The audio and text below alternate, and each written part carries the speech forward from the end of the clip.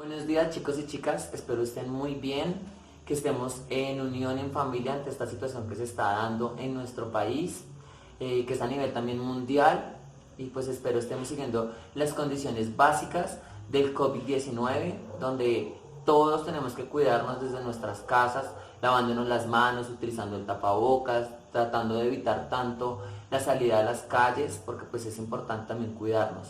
Quiero agradecerles también a sus papás porque gracias a ellos estamos participando, estamos aquí interactuando con ustedes a través de la forma virtual. Y pues también a las directivas del colegio porque pues crearon estas actividades para poder seguir con nuestro proceso académico. Entonces chicos, antes de eso quisiera hacer una reflexión pequeña y cortica, entonces tratemos de cuidarnos mucho, tratemos de que como nos lo indican, hagamos caso pues a todas las recomendaciones que se hacen, porque si no las cumplimos, pues por ende podemos llegar a tener situaciones que no quisiéramos tener en nuestros hogares. ¿Listo? Se les extraña mucho, entonces con base en esto quisiera contarles pues el tema general que vamos a hablar hoy.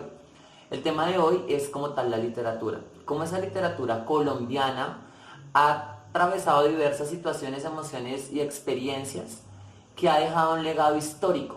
Recordemos que el legado histórico siempre va a ir en lo social, lo político, lo cultural y lo religioso. Son los cuatro mecanismos más importantes de esta literatura porque son los mecanismos donde se dio, se desarrolló y por ende la sociedad hoy puede hablar de lo que pasó antes y después del proceso de conquista y colonia. Con base en eso tenemos que ser claros que hay un proceso histórico. Se viene desde el proceso del descubrimiento de América, cuando Cristóbal Colón llega aquí a América a gobernar, a explotar y a dar una nueva versión de mundo, donde las tradiciones, las costumbres y la misma cultura indígena empieza a perder este legado histórico y del patriotismo que se tenía en ese momento.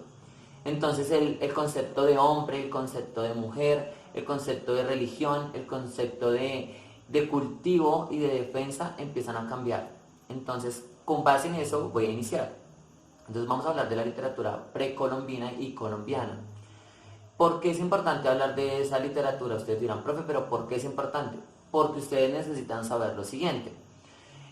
Con base en lo que se vivió en ese proceso de descubrimiento, de guerras, de esclavitud, donde el hombre empezó a tener un poder diferente al español, porque ya empezó a ser sometido a las injusticias, a los procesos de poder y de derecho que tenían los españoles frente a nosotros, porque somos indígenas nativos, podemos decirlo.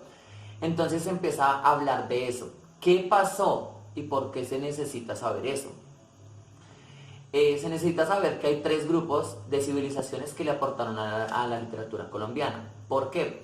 Porque la literatura colombiana son crónicas que se cuentan en todas estas injusticias y procesos de libertad y de liberación que tuvieron este grupo de personas ante esta esclavitud que se sometió a todo lo que ustedes ya han escuchado, han visto y yo les he contado en clase. Entonces vamos a hablar qué fue lo que pasó en ese proceso de conquista y colonia en la literatura colombiana o precolombiana, también se le reconoce así. Cómo todo esto afectó el proceso que se vivía aquí en América. ¿Listo? Entonces vamos a iniciar. Entonces dice que inicia con las crónicas a partir del proceso de conquista en América. ¿Por qué conquista en América? Porque como ustedes saben, Cristóbal Colón vino a gobernar con el influjo de la reina que gobernaban y pues le daban los sustentos para que ellos pudieran tener. Entonces dice que podríamos hablar de todos los aspectos que yo ya les he mencionado, pero los que vamos a empezar a mencionar son los siguientes. ¿Por qué se da un sistema político teocrático o religioso?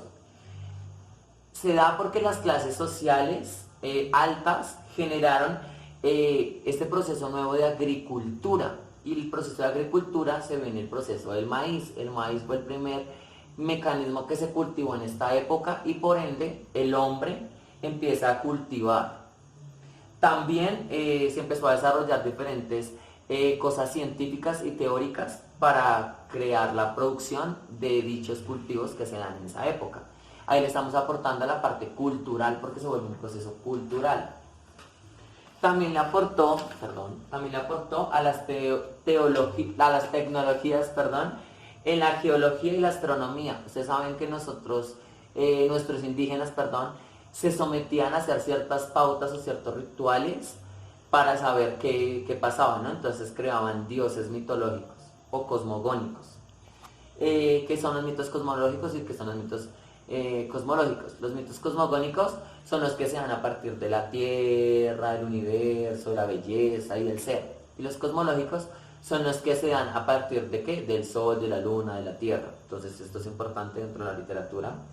Y también hablamos de la construcción de diversas edificaciones que se vuelven importantes para este periodo histórico, que son pues las pirámides, las ciudades urbanizadas y los templos sagrados. Ustedes saben que siempre en España actualmente se reconoce que los templos de la función religiosa hacen parte de esa sociedad y siempre sus templos son muy llamativos. ¿Por qué creen que son llamativos? Pues porque es un mecanismo de control. La religión es un proceso de control que se evidencia a partir de que esas pautas que se van realizando. Y la religión se vio afectada en el proceso de conquista y colonia cuando Cristóbal Colón llegó a América, porque fue una imposición que se dio. Nosotros pues creíamos en el sol y la luna. Cuando hablamos de estos rituales desde la religión, acuérdense que ellos hacían como estos rituales de fenómenos naturales, como lo son el sol, la luna, la lluvia, los animales y los dioses. Siempre fue primero eso, pues ahorita los rituales que hacemos es de la religión. También podemos hablar de cómo las civilizaciones azteca, maya e inca generaron un algo. ¿Qué generó la civilización azteca? Se da en su entorno en el siglo XV en México, en Tenochtitlán, y ellos crearon el jeroglífico de números y crearon un calendario de 18 meses. Ellos le aportaron a los calendarios para saber cuál era la variación de los meses con los astros, para que lo recuerden muy bien. Luego hablamos de la civilización maya, que fue un gran esplendor que se dio en un periodo histórico y desaparece en el siglo VIII después de Cristo. ¿Qué hicieron ellos? Ellos crearon, el calendario solar. Entonces hablaron de los días y ellos fueron los primeros que hablaron también de los dioses.